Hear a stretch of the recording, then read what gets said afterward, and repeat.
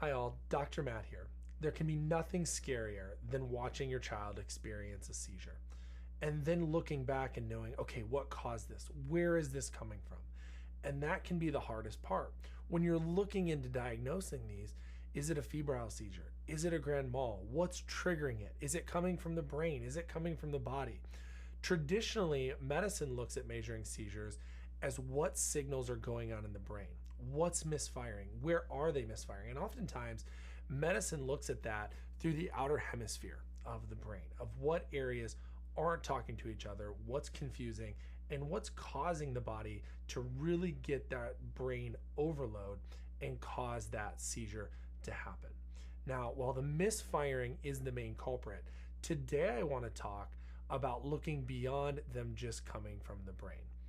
Over the years, we've had the experience of taking care of numbers of patients that have not only had misfiring signals to the brain, but the CNS, the central nervous system that controls the brain, actually goes down into the spinal cord through the brainstem and goes out through the whole body.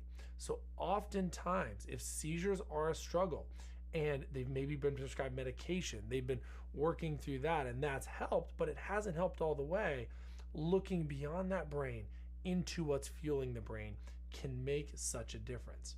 I want to show you this picture right here.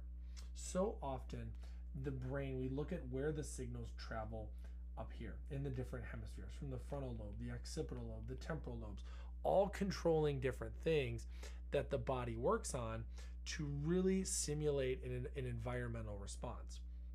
What we don't often think of in the brain is what happens below this upper cortex in the brainstem and in the central nervous system all the way down. This is actually part of the brain as well, even though it's not in the head.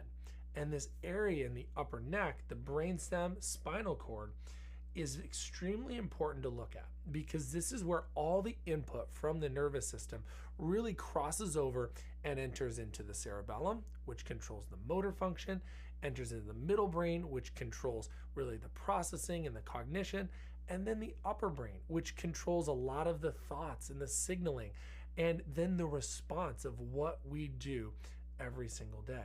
So when seizures happen, what they're going to look at is where are these misfirings happen. But what if it's not all happening up here on that EEG? What if there's too many signals coming in? And we see that very, very commonly, especially in the upper neck. Most of the kiddos and adults that we've taken care of that do present with seizures have one common thread. Is there's been trauma, either physical, environmental, or emotional trauma that's really happened within their nervous system, especially physical trauma to this upper cervical, upper neck brain stem region. That is so confusing because that area is so important for helping the nervous system to be able to calm, helping the nervous system be able to process what's going on above it. And so often seizures aren't just deep rooted in the brain, but they're also deep rooted in the central nervous system that's communicating to the brain. Now, we know seizures is such a complex issue. That's why we want to talk about it, we want to write about it, and we want to share the experiences we've had. So connect to this video. We've got a full-on seizure article for you to dive into and really learn more about the science of how, seizures might be coming from this brainstem, from the spinal cord, from that input into the brain, and then also share the stories of the kiddos and adults who've gotten help with that. So I've shared a story with that too. But if your child is struggling with seizures, with convulsions, with things that are just unexplained that you're looking for an answer to, we would love to help. We would love to dig in. We would love to learn their story because so much of it is personalized, so much of it is unique, and really tying the science into what's happening in their story can really help us get to the bottom of it. So if you've got questions, post them below, send us a message, check out these articles. We would love to be here to help.